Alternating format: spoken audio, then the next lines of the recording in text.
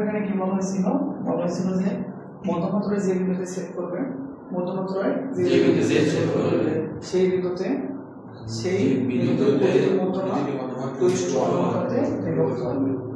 তার মানে আমরা এই যে এই মধ্যমার কথা বললাম, এই মধ্যমার কয়টা অংশ? দুইটা অংশ। একটা হচ্ছে জি জি থেকে শুরু করি জি, আর একটা অংশ হচ্ছে জি। তাহলে কি ছেদবিন্দু থেকে শীর্ষ পর্যন্ত যে দূরত্ব সেটা হচ্ছে 2 ভাগ, আর ছেদবিন্দু থেকে বাহু পর্যন্ত দূরত্ব হচ্ছে 1 ভাগ। তাহলে G A divided by G divided by 1। আমি একটু খেয়াল করে দেখবো আমরা কোন মধ্যমানে কাজ করতেছি, এই মধ্যমানে কাজ করতেছি। এবং একটা জিনিস এখানে খেয়াল রাখতে হবে, আমার প্রমাণের মধ্যে কি আছে? জি এ আছে না? জি আছে আর কি আছে বলতে বুঝি। প্রমাণের মধ্যে একটা অংশ কি আছে? জি আছে। তাহলে আমার কাছে কি জি কে আমার রেখে দিতে হবে। কি করতে হবে? জি কে মানে এটা কোন মধ্যমান অংশ? এরই মধ্যমান অংশ। তাহলে আমাকে এমন ভাবে ক্যালকুলেশন করতে হবে যেন আমার জি এও থাকে আবার এটিও থাকে। এটাকে আমরা কি বললাম? ব্যস্তকরণ বললাম। ব্যস্তকরণ মানে কি? লব চলে যাবে হরে, হর চলে যাবে লব। G divided by G A is equal to 2 divided by G divided by G A 2 divided by 1। তাহলে তারপর দেখো একটু আগে তোমাদের কি একটা কথা বলছিলাম, এটার দিকে তাকাও, x divided by y a divided by b। এখানে যদি আমরা যোজন করি, যোজন মানে কি? log প্লাস হর ডিভাইডেড বাই হর। এটা কি করতে হবে? সমানের এই পাশেও করতে হবে, আবার এই পাশেও করতে হবে। এখানে খেয়াল করো আমরা gd প্লাস কি হবে আমরা ga ডিভাইডেড বাই ga। এটা কি ছিল? log প্লাস এটা কি ছিল? হর ডিভাইডেড বাই হর, log প্লাস হর ডিভাইডেড বাই সরি এখানে আমরা তো ওটাই দিতে হতো, কারণ ব্যস্তকরণ করতে এক পাশে হবে, ব্যস্তকরণ করতে হবে দুই পাশে করতে হবে। তাহলে 1 প্লাস 2 ডিভাইডেড বাই কত বলতো? 2। আমরা দেখো gd আর ga যোগ করলে কি পাবো? তুমি ad পাচ্ছ, ad বাই s এখানে বলতো না ga is equal to কি থাকলো? 3 ডিভাইডেড বাই 2। বুঝছো? আমরা এখানে যদি তুমি কি করো? বজ্র গুণন করো, আর গুণন করো, তাহলে কি হবে? 2 into ad divided by 3 into z। আর কি করে তো আমরা 2 into ad আমরা কি ad আছে নাকি ad স্কয়ার আছে? ad square. তাহলে দেখো কি করবেন আপনি? বর্গ করে দিবেন। বর্গ করলে কি হবে? 4 ad square is equal to 9 g square gd হবে g আছে 9 gs স্কয়ার। সেটা আমরা কিভাবে পাইছি? বর্গ করে পাইছি। ঠিক আছে? তাহলে এই সম্পর্কটা আপনি একটু বুঝে নেন। মধ্যমার বর্গের 4 গুণ, আর এখানে কি আছে? ওই যে ছেদবিন্দু থেকে শীর্ষবিন্দু পর্যন্ত দূরত্বের বর্গের 9 গুণের সমান। তাহলে কি প্রত্যেকটা ক্ষেত্রে প্রযোজ্য হবে? তাহলে কি এটি মধ্যমা? তাহলে অনুরূপভাবে আপনি কি পাবেন?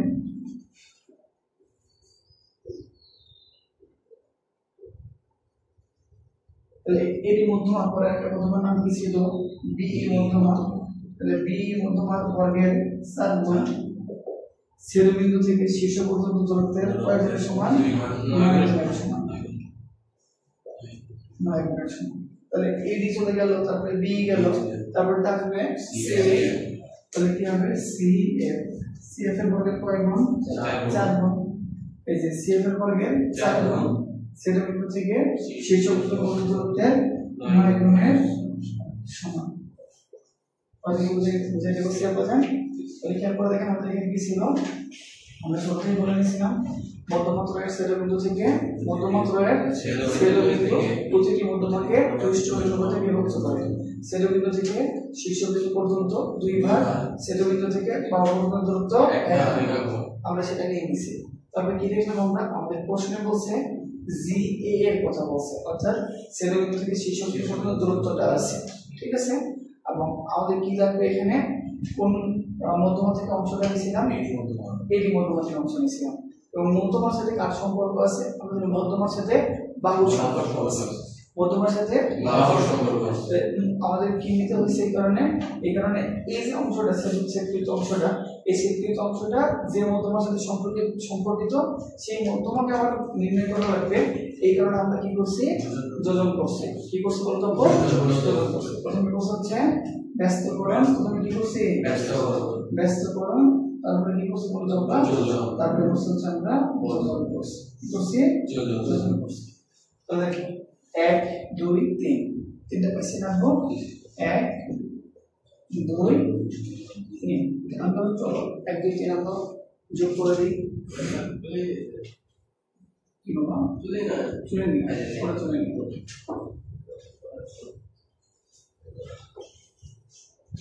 অসুবিধা আছে নাকি বাবা না 1 2 3 যোগ করো আগে কি আছে 4 এর স্কয়ার তারপরে 1 2 3 যোগ করো তাহলে বাম পক্ষগুলো এক পাশে থাকবে আর ডান পক্ষগুলো আর এক পাশে থাকবে b square plus 4 square equal to 9 g square plus 9 g square d square d square 9 g square আমরা তো অটোমেটিক কি কমন যাবে 4 কমন যাবে তাহলে a square plus 4 b square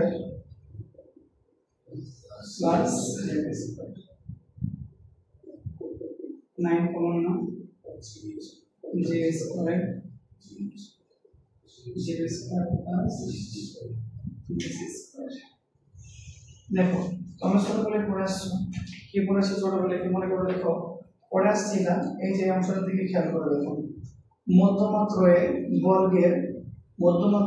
বর্গের সমষ্টির 4 গুণ মধ্যমাত্রার বর্গের সমষ্টির 4 গুণ বাহুগুলোর বর্গের সমষ্টির 3 গুণের সমান তাহলে মধ্যমাত্রার বর্গের সমষ্টির 4 গুণ এটার মধ্যে কি বসাবো আমরা বাহুগুলোর ab square bc square c square বাহুগুলোর বর্গের সমষ্টির 3 গুণের সমান এই লাইনটা ভেঙে হবে ঠিক আছে লেখা কি থাকলো 9 g square plus jb square plus gc square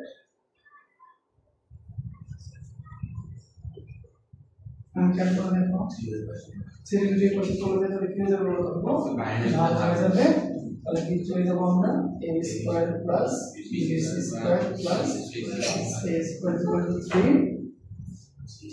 g square plus jb square plus gc কোন ব্যাপার বলো তোমাদের কাছে এই জিনিসটা করা তোমরা পরীক্ষায় থাকবে এবং এটা পরীক্ষায় থাকবে ঠিক আছে হয়তো এটা থাকবে নয়তো যদি বাহু মধ্যমা সম্পর্ক আছে ওইটা থাকবে ঠিক আছে বুঝতে পারছি ওকে আমরা পুরোটা সলভ করব 3.1 এর 7 নম্বরটা সলভ করব একটু খেয়াল করে দেখো আমরা যখন এটা করব এটা করার আগে আমাদের একটা বেসিক জিনিস জানতে হবে সেই বেসিক জিনিসটা কি আমরা অ্যাপোলোনিয়াসের উপপাদ্যের মাধ্যমে বাহু এবং মধ্যমা সম্পর্ক দেখেছিলাম বাহু এবং মধ্যমা সম্পর্ক দেখেছিলাম তো কি ছিল সেখানে আমাদের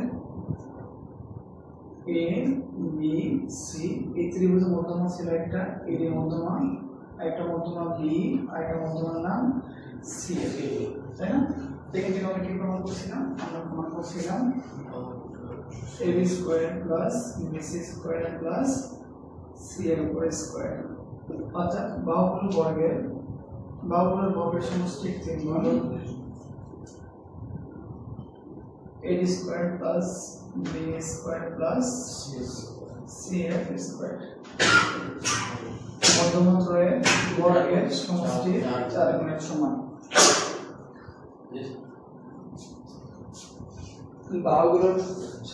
বাহুগুলোর বর্গের সমষ্টি 3 গুণ মধ্যমগুলোর বর্গের সমষ্টি 4 গুণের সমান ঠিক আছে আমাদের এই ডাটাটা লাগবে প্রমাণ করতে গেলে ঠিক আছে 2 নম্বরে আরেকটা ডাটা লাগবে সেটা হচ্ছে এটা কিন্তু খুবই ভাইটাল এবং স্টুডেন্টরা এই জিনিসটা কিন্তু ধরতে পারে না আসলে স্টুডেন্টের দোষটা হচ্ছে টিচারদের এই জিনিসটা ঠিকঠাক বোঝাইতে পারে না AD BE CF তবে তিনটা মধ্যম কোণ থেকে সেট করছে GB এখানে যে ডাটাটা তোমার মনে রাখতে হবে মধ্যমাত্রায় যে বিন্দুতে মিলিত হয় সেই বিন্দুতে প্রতিটি মধ্যমা সেই বিন্দুতে প্রতিটি মধ্যমা 2:1 অনুপাতে বিভক্ত হয় 2:1 বিভক্ত হয় তাহলে দেখো মধ্যমাত্রায় যে বিন্দুতে কি মিলিত হয় সেই বিন্দুতে অর্থাৎ মিলিত বিন্দুতে মধ্যমাগুলো কি অনুপাতে বিভক্ত হবে 2:1 অনুপাতে বিভক্ত হবে 2:1 অনুপাতে বিভক্ত হবে তাহলে এখানে খেয়াল করে দেখো এটা একটা মধ্যমা ঠিক আছে এই মধ্যমাগুলো বিভক্ত হয়েছে কোন বিন্দুতে বিভক্ত হয়েছে এই মধ্যমাটা দেখো তো a g b c বিন্দুতে কি হয়েছে সে বিভক্ত হয়েছে তাহলে সে যখন বিভক্ত হয়েছে কি কি অনুপাতে বিভক্ত হয়েছে a is to g অনুপাতে বিভক্ত হয়েছে ঠিক আছে a is to g অনুপাতে বিভক্ত হয়েছে এটা বুঝতে পারছি আমি বলতে হচ্ছে 2:1 কোনটা দুই ভাগ আর কোনটা এক ভাগ একটু মনে রাখতে হবে ঠিক আছে দেখেন যেখানে সেট করে সেট বিন্দু থেকে শীর্ষ বিন্দু পর্যন্ত যে দূরত্বটা আছে কোন দিকে থেকে সেট বিন্দু থেকে শীর্ষ বিন্দু পর্যন্ত যে দূরত্ব আছে সেটা হচ্ছে 2 ভাগ সেট বিন্দু থেকে বাহু পর্যন্ত যে দূরত্বটা আছে সেটা হচ্ছে 1 ভাগ কত ক্লিয়ার হচ্ছে সেট বিন্দু থেকে শীর্ষ বিন্দু পর্যন্ত দূরত্বটা হচ্ছে 2 ভাগ সেট বিন্দু থেকে বাহু পর্যন্ত দূরত্ব হচ্ছে 1 ভাগ কথা বুঝতে পারছেন জি স্যার সমস্যা আছে তাহলে মধ্যমাত্রায় যে বিন্দুতে সেট করবে মধ্যমাত্রায় যে বিন্দুতে সেট করবে সেট বিন্দুতে প্রতিটি মধ্যমা 2:1 অনুপাতে বিভক্ত হবে সেট বিন্দুতে প্রতিটি মধ্যমা 2:1 অনুপাতে বিভক্ত হবে সেট বিন্দু থেকে শীর্ষ পর্যন্ত দূরত্ব 2 ভাগ 1 সেট বিন্দু থেকে শীর্ষ পর্যন্ত দূরত্ব 2 ভাগ 1 আর বলা যায় 2:1 সেট বিন্দু থেকে শীর্ষ পর্যন্ত দূরত্ব 2 ভাগ সেট বিন্দু থেকে বাহু পর্যন্ত দূরত্ব 1 ভাগ সেট বিন্দু থেকে বাহু পর্যন্ত দূরত্ব 1 ভাগ কথা মনে থাকবে তো সেটা বুঝতে পারছেন তো তাহলে আমাকে এই দুটো জিনিস অবশ্যই জানতে হবে তাহলে আমি কি জানছি অ্যাপোলোনাইসের উপপাদ্য অনুসারে বাহু এবং মধ্যমার সম্পর্ক কি ছিল বাহুগুলোর বর্গের সমষ্টির 3 গুণ মধ্যমাগুলোর বর্গের সমষ্টির 4 গুণের সমান ঠিক আছে মধ্যমাত্রায় যে বিন্দুতে সেট করবে সেট বিন্দুতে প্রতিটি মধ্যমা 2:1 অনুপাতে বিভক্ত হবে সেট বিন্দু থেকে শীর্ষ বিন্দু পর্যন্ত দূরত্ব 2 ভাগ সেট বিন্দু থেকে বাহু পর্যন্ত দূরত্ব 1 ভাগ তাহলে এখন বলো তো এর ক্ষেত্রে কি BE এর ক্ষেত্রে কি হবে এর কি সেট বিন্দু থেকে শীর্ষ বিন্দু কি B পর্যন্ত কত ভাগ 2 ভাগ বাহু পর্যন্ত দূরত্ব 1 ভাগ সেট বিন্দু থেকে পরেরটা CF তাহলে G থেকে C এর দূরত্ব কত এখানে 2 ভাগ G থেকে A এর দূরত্ব হচ্ছে 1 ভাগ এই যে শীর্ষ তো বুঝতে পারছি এটা একটা শীর্ষ আর এটা একটা শীর্ষ তারপর বলে সমস্যা আছে যেটা বুঝতে বুঝতে পারো সমস্যা